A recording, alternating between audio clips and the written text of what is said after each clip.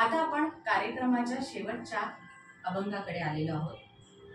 पांडुरंगाचे दर्शन झाल्यानंतर डोळे मन सुखावते. सगळ्या भक्तांचा जो काही शीण आहे तो निघून जातो आणि सुंदर असं रूप बघून मन प्रसन्न होतं. नवनिर्मिती हा कलेचा प्राण आहे. संतांनी निर्माण केलेल्या या रचना तनाला, मनाला, बुद्धीला शांत करतात. आम्ही आज जी गायन सेवा केली ती आम्ही विठ्ठल चरणी अर्पण करतो आणि शेवटच्या अभंगाकडे वळतो.